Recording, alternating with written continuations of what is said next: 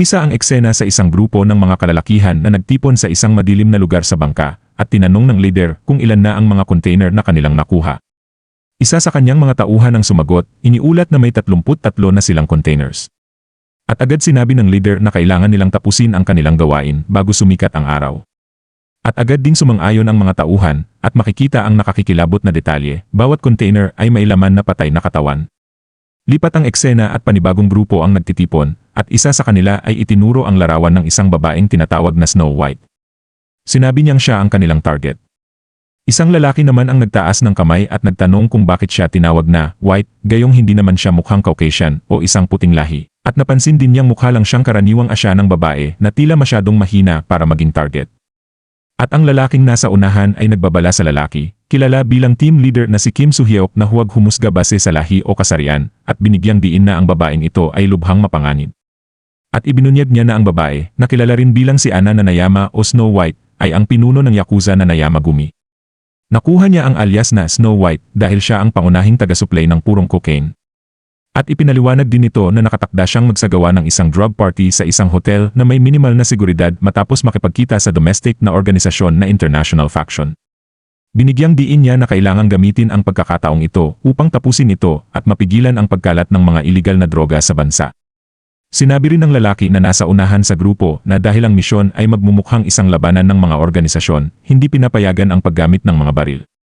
At isang bagong karakter ang lumapit at inamin na medyo mahirap ang misyon, kaya si Soo-hyuk, ang kanilang pinakamahusay na ahente, ay ang inatasan. Ipinahayag niya ang kanyang tiwala kay Soo-hyuk na may kumpiyansang sumagot na siya na ang bahala. Pagkatapos, lipat ang eksena habang paglabas ni Soo-hyuk mula sa elevator. Nagulat ang mga lalaking nasa harap niya at sumisigaw kung sino siya at hindi siya pwedeng pumasok sa lugar. Hindi sila pinansin ni Soo-hyuk at kalmadong tumawag sa kanyang radyo, in-inform na nasa lugar na siya at handa nang umpisahan ang misyon, at agad na hinugot ng mga kalaban ang kanilang mga kutsilyo at mabilis na sumugod si Soo-hyuk upang harapin sila. Hinarang niya ang kutsilyo ng unang kalaban, itinulak ang siko nito at agad na sinaksak ang leeg, at isang pangalawang kalaban ang lumitaw mula sa likod ng naunang kalaban at agad na umatake kay Soo-hyuk. Lipat ang eksena bago ang misyon nila Soo-hyuk, at habang ang lalaki sa unahan ay sinabi na mayroong humigit kumulang 10 karaniwang bantay at higit sa 20 na sanay na mga bantay na kailangang eliminahin. Tinanong nito kay Soo-hyuk kung ilang ahente ang kinakailangan para sa operasyon, at tiwala si Soo-hyuk na 3 ahente, kasama siya, ang kailangan. Tinanong ng leader kung hindi ba masyadong marami ang bilang nito, ngunit ipinaliwanag ni Soo-hyuk na dahil may 3 exit na kailangang bantayan at dahil extermination operation ito, kinakailangan talaga ang bilang na yon. Tiwalang sinabi ni Soo-hyuk na hindi mahalaga kung gaano karami ang Yakuza dahil walang makakatalo sa kanyang mga kapatid. Samantala, isang ahente mula sa team ni Soo-hyuk ang madaling natalo ang maraming kalaban at nagsabi na napakadali nito. Kilala ang mga ahenteng ito bilang mga elite survivors. Pinaalalahanan naman ni Soo-hyuk ang mga ito na manatiling nakafocus sa misyon at agad na sumagot ang mga kasama nitong ahente nang naintindihan nila. Pinaalalahanan ni Soo-hyuk ang kanyang team na lahat ng kalaban ay nasa impluwensya ng droga at inutusan silang harangan ang mga exit at patayin ang lahat. At nang buksan nila ang pinto, nagulat sila at makikita si Anna na alam na ang kanilang presensya, at sa sandaling nagulat si Soo-hyuk, napansin din ng isang miyembro ng team na mukhang patay na ang mga kalaban. Ngunit nanatiling nakafocus si Soo-hyuk at inutusan silang hanapin ang target, isara ang pasukan, at i-lock ang pinto. Subalit, biglang nagsara ang pinto na ikinagulat nila habang nagtatanong kung sino ang nagsara nito. Biglang nagbukas ang mga ilaw na nasilaw ang grupo ni Soo-hyuk sa sobrang liwanag.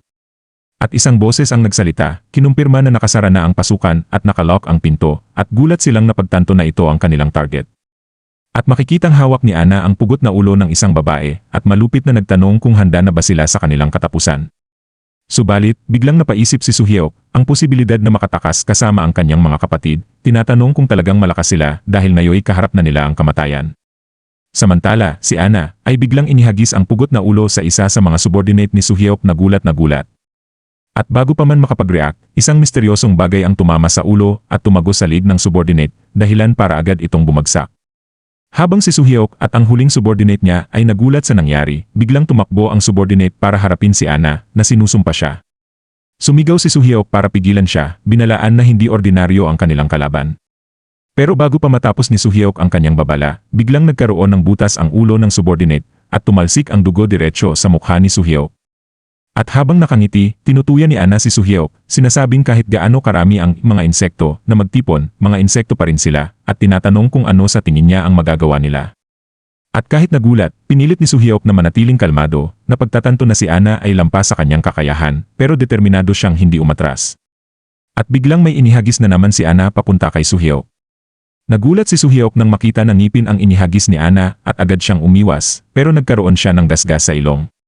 Si Ana ay ngumiti habang hawak ang maraming ngipin at mabilis itong inihagis kay Suhyok. Mabilis na tumakbo habang umiiwas si Suhyok at pumunta sa harapan ni Ana, handang umatake gamit ang kanyang kutsilyo. Pero madaling pinigilan ni Ana, hinawakan ang mukha ni Suhyok at itinapon siya palayo. At habang nakahiga si Suhyok sa lupa na gulat, bulong niyang hindi makapaniwala, tinatanong kung anong klaseng kapangyarihan ito. At bigla namang tumalon si Ana at bumagsak ng direkta sa mga tuhod ni Suhyok, dahilan para mapasigaw siya sa sakit. At si Ana ay ngumiti habang hawak ang kutsilyo at sinabing talagang gusto niya si Suhyok, na lalo pa siyang na-excite. At mabilis niyang tinusok ang kamay ni Suhyok. At habang malapit sa mukha ni Suhyok, sinabi niyang gawin itong mas masaya. At galit na sumagot si Suhyok, tinatanong kung ang pagpatay para sa kasiyahan ay talaga bang tinatawag niyang masaya. At biglang kinagat ni Suhyok ang leg ni Ana, hinila ito at dumaloy ang dugo, at hindi siya tumigil doon at mabilis na sinaksak ang leg ni Ana gamit ang basag na glass, dahilan para bumagsak si Ana sa ibabaw niya.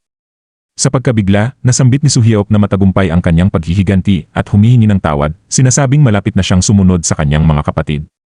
Ngunit bigla siyang nagsuka ng dugo at nagulat nang muling mabuhay si Ana. Pinuri ni Ana ang kanyang hindi inaasahang hakbang, at inamin na ang pagkagat sa kanyang leg ay kahanga-hanga, lalo na para sa isang tao. At agad naman na gumaling ang sugat sa leg ni Ana, kaya't nabigla si Suhyok at natanong, ano ka ba talaga?